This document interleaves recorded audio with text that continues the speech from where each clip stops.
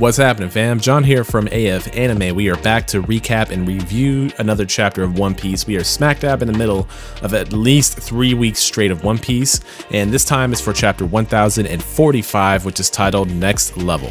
Now, this is an action-heavy chapter, but that doesn't necessarily mean that there isn't stuff to talk about and to discuss. So as per usual, I'll be doing my recap of the chapter's contents, on with a rating and then a discussion. So if you don't need a refresher of what happened in the chapter or don't want to do the recap, go ahead and skip forward to this point in the video where we get right into the ratings and the discussion. And real quick before we get into the recap, I'd like to talk about the cover page. And in this week, we take a break from the Germa storyline, The Emotionless Excursion, and we just get a color cover page of the Straw Hat Pirates in a kind of chill manner. Now, there isn't a whole lot to think about, to speculate about, or to unpack about this cover page. It's just a nice color cover page of all the Straw Hat Pirates, and we even see a title above them called the Sea of Liberty, which is very appropriate considering the whole revelation of Luffy being Joy Boy. And while this is a beautifully detailed color cover page, it really isn't a whole lot to talk about or to speculate about, so we can just move on with the chapter's contents. So chapter 1045 starts off with Kaido using his brain a little bit to try to figure out what in the heck is going on with Luffy and his new abilities. He correctly rationalizes that this is a form of awakening, the way he manipulates the environment around him, but at the same time his body transformation is more similar to that of a Zoan. However, his time and patience for speculation are cut short by his own attack on Luffy, where he chomps down, catching Luffy in his mouth. And when he attempts to swallow Luffy, Luffy just kind of bangs around on his insides, zigzagging here and there, and then even manages to use his balloon technique to swell up, even causing Kaido's body to gain a rubbery texture and swell up as well. So this does raise some questions about the nature of Luffy's devil fruit, but we'll save that for the discussion part of the video at a later point. For now, we'll move on with the chapter's contents. We can see in these two panels here that Yamato and Momonosuke are kind of witness to this whole fight and these ridiculous antics. And those antics continue as Luffy is inside Kaido. He sees two lights and then stretches his arms out to reach those lights. Presumably those are Kaido's eyes and the light that he can see, and then his eyes become rubbery while Luffy's hands shoot out and grab the snout of his nose. And in doing this, he agitates Kaido enough to cause him to be spat out, and after doing that, he uses a technique called Escape Rocket to shoot himself all the way up into the clouds. And then while in the cover of the clouds, he uses another technique called Gum Gum Giant, where he actually transforms himself into a giant. And while this would probably confound and confuse just about anyone else, Kaido is about that life and has been dealing with this ridiculous stuff so long that he just goes straight in for an attack, biting Luffy across his chest. And then Luffy responds to this by grabbing Kaido and then using him as a jump rope in a technique called Gomu Gomu no Jump Rope. And as goofy as the scene that this does create, Kaido wastes no time in responding by shooting a blast breath at Luffy at point blank range. This does send Luffy flying off of Onigashima, but he manages to catch his footing in the air, no less. And as he does this, he revs his feet up kind of like tires and then burns out all the way back over to Onigashima. And as Luffy regains his place in the fight with Kaido, he's about to use a named move before Kaido quickly interrupts with his own named move in the form of Conqueror of Three Worlds, Ragnarok.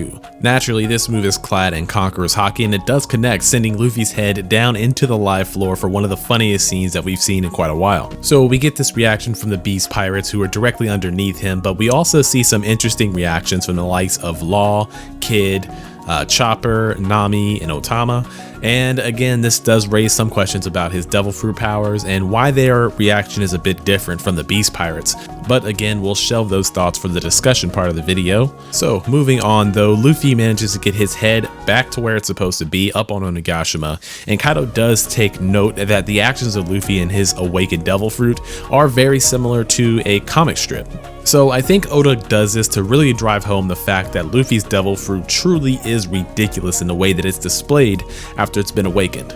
Anyways, Kaido notices that Luffy is reaching his limit, and as he says this, Luffy shows us a very interesting de-transformation of sorts, or even a power down, but from what we can see in this transition, his hair begins to lose the color of white and return to his original color of black, and we can see a panel here of Luffy looking normal just before we see a panel of Luffy's face looking like it's been drained of all of its elasticity. Kaido uses that big brain of his to ask Luffy once again who exactly he is, and this leads to an interesting response where Luffy responds like, oh yeah, I was dying. This takes a lot of energy.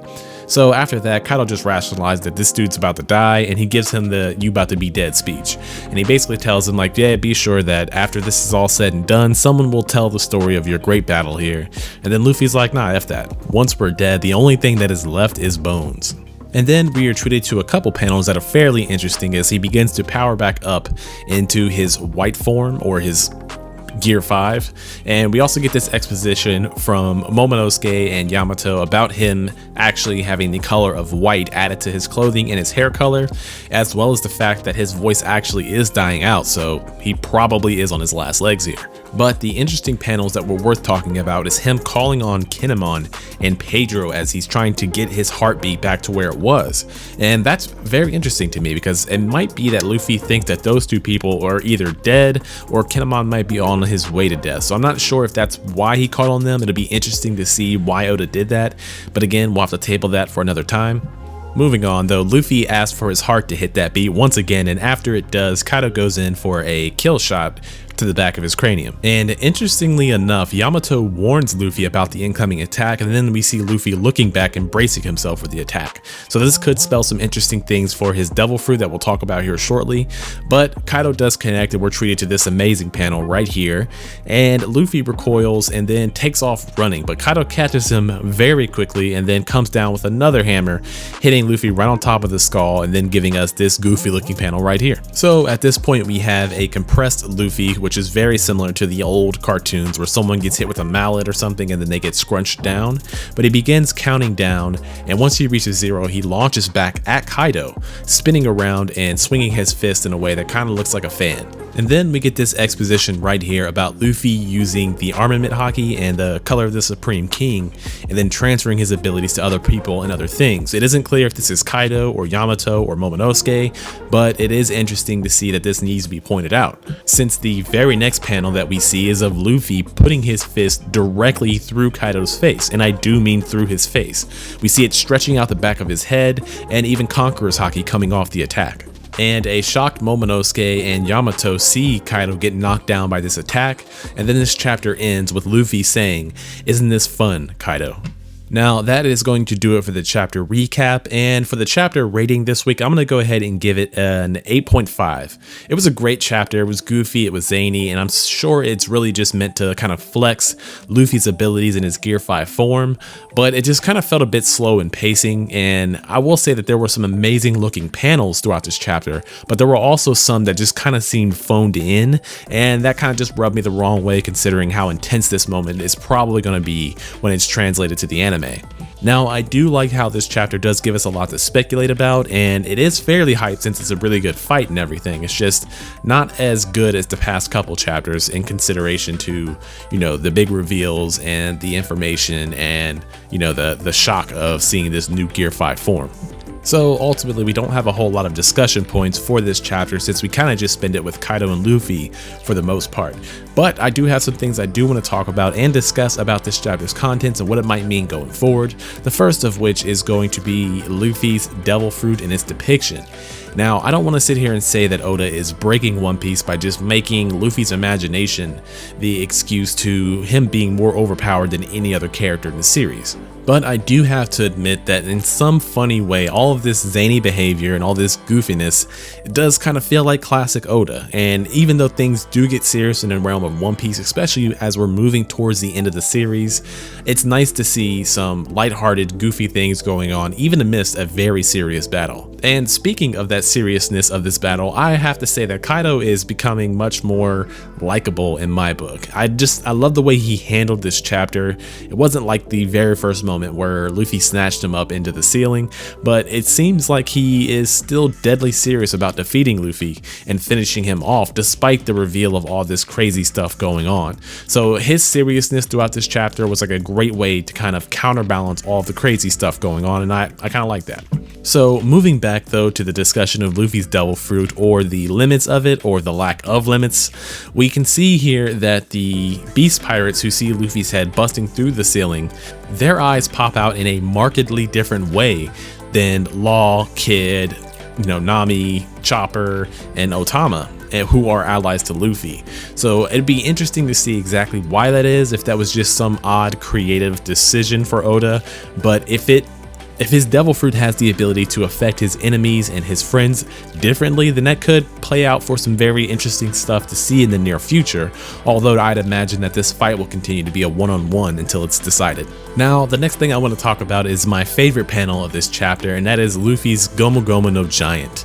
And just aside from this panel being really cool looking and the kind of feeling you get when you see Luffy lording over Kaido, the implications of this form are actually a bit deeper when you think about the series as a whole. Now, we go back to the whole prophecy thing about Luffy destroying Fishman Island, and that might be necessary for the progression of the story or the abolition of the world government, but him getting large like this could help him accomplish a lot of things, especially when it comes to raising the Noah up if that's what he wants to do, or even destroying large cities or establishments like Marijoa or other places that the world government might deem important.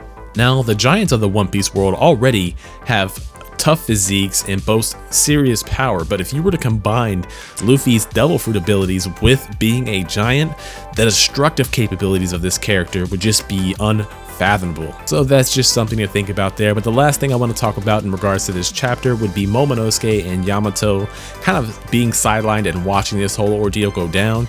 Ultimately, I didn't like their presence in the chapter. It didn't really feel important. It just kind of seemed like it was shoehorned in for some exposition.